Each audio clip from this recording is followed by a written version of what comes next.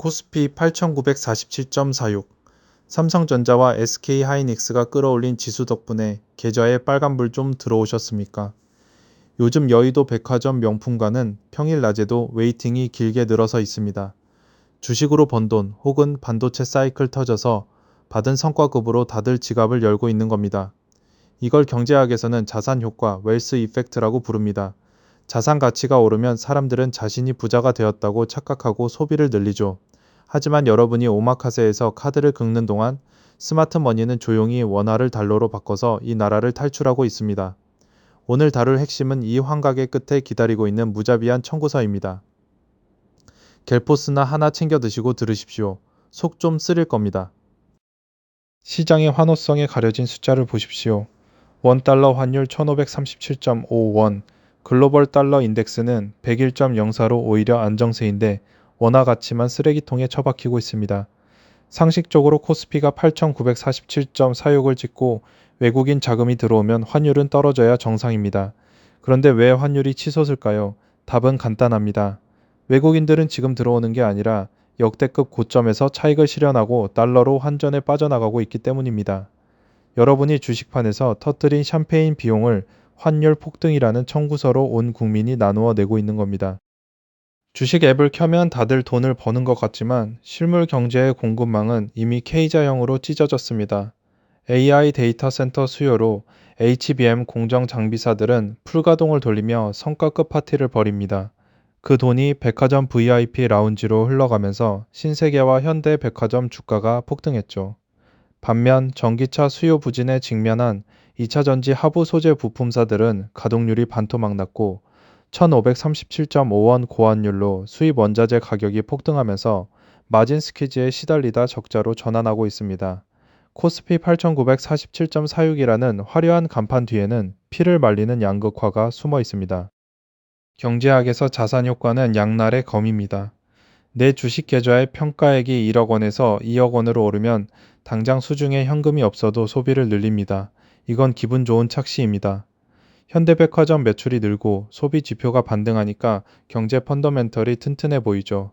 평가 이익은 시장이 허락한 임시 보너스일 뿐입니다. 뉴턴도 남의 회사 주식으로 평가 이익이 수백을 찍었을 때는 천재 투자자 행세를 했습니다.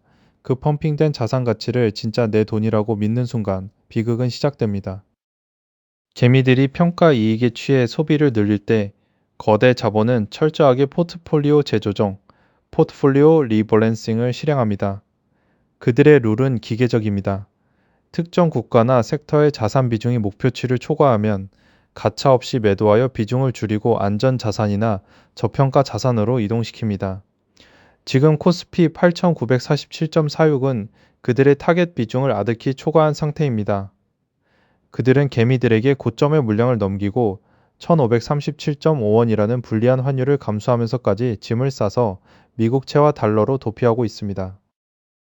이해하기 쉽게 마을의 댐으로 비유해 봅시다. 폭우가 내려 댐에 물이 가득 찼습니다. 수위가 높아지자 마을 사람들은 물이 풍족해졌다며 밤새워 축제를 벌이고 물을 펑펑 씁니다. 이게 바로 자산 효과입니다. 그런데 댐 관리소장인 스마트머니는 댐 밑바닥에 균열이 생겨 물이 밖으로 줄줄 새고 있다는 걸 가장 먼저 발견합니다. 이들은 조용히 자기 짐을 싸서 고지대로 이사를 갑니다. 이게 포트폴리오 재조정입니다. 마을 사람들이 댐에 고인 물의 겉표면만 보고 환호할 때 진짜 수위는 아래서부터 붕괴하고 있는 겁니다. 댐의 균열을 가속하는 건 바로 미국의 금리입니다. FED가 기준금리를 3.63%로 내렸는데도 미국 10년물 금리는 오히려 4.46%로 치솟으며 베어 스티프닝 현상을 보이고 있습니다. 미국 재정 적자로 국채 공급이 쏟아지면서 장기 금리가 발작을 일으키는 겁니다. 미국의 고금리가 버티고 있는 한 달러의 절대적인 힘은 꺾이지 않습니다. 여기에 1,537.5원 원화 약세가 수입 물가를 끌어올리면서 한국의 인플레이션 압력은 시한폭탄처럼 부풀어 오르고 있습니다. 이제 한국은행은 완벽한 외통수에 걸렸습니다. 환율을 방어하고 수입 물가 폭등을 막으려면 금리를 올려야 합니다. 하지만 금리를 올리면 빚으로 쌓아 올린 코스피 8,947.46의 밸류에이션 붕괴와 한계 기업들의 줄도산이 시작됩니다. 이러지도 저러지도 못하는 상황에서 환율 1,537.5원이 장기화되면 결국 물가 통제를 위해 백기를 들고 선제적 금리 인상 카드를 꺼낼 수밖에 없습니다. 파티의 음악이 멈추는 카운트다운이 시작된 겁니다. 금리가 인상되고 유동성이 축소되면 주식시장은 조정에 들어갑니다. 코스피가 무너지며 계좌 평가액이 쪼그라들면 사람들은 충격에 빠져 지갑을 닫습니다. 백화점 명품관의 웨이팅은 사라지고 중고마켓에는 헐값의 매물들이 쏟아질 겁니다. 부자가 된 줄 알았던 착시가 깨지고 현금 흐름의 가뭄이 시작되는 현상, 이것이 바로 역자산 효과, 리버스 웰스 이펙트입니다. 올라갈 때의 짜릿함보다 내려갈 때의 고통은 체감상 2배 이상 가혹하게 뼈를 때립니다. 빅스 지수가 17.28로 평온하다고 안심하십니까? 글로벌 공포지수는 낮지만 한국 시장은 내부의 모순으로 투매가 일어나고 있습니다. 대중들은 미국 주식 우상향 도그마에 빠져 역사적 고점인 환율과 주가를 감수하며 맹목적으로 달러 자산에 편승합니다. 시장은 항상 모든 정보를 가격에 반영하지만 대중의 탐욕으로 부풀려진 프리미엄은 유동성이 마르는 순간 가장 먼저 산산조각 납니다. 남들이 다 아는 호재와 영원할 것 같은 랠리는 이미 고점이라는 명백한 시그널입니다. 지금 당장 본인의 계좌를 열어보십시오. 과도한 레버리지로 IT 우량주에 몰빵해 놓고 대마불사만 외치고 있다면 당신은 스마트 머니가 던지는 물량을 온몸으로 받아내는 훌륭한 방파제 역할을 하고 있는 겁니다. 평가 이익은 당신의 진짜 돈이 아닙니다. 환율과 금리의 매크로 지표가 이렇게 명백한 경고음을 울리고 있는데도 무지성 버티기만 고집하는 건 투자가 아니라 종교입니다. 기회비용을 날리며 장기 횡보장에 갇히기 전에 철저한 리스크 통제만이 유일한 살 길입니다. 이제 결단해야 합니다. 극단적으로 고평가된 달러 자산의 일부를 원화로 환전하여 환차익을 확정짓고 현금 비중을 높이십시오. 자산 가격 조정의 충격을 견뎌낼 수 있는 방어적 포트폴리오를 구축해야 할 타이밍입니다.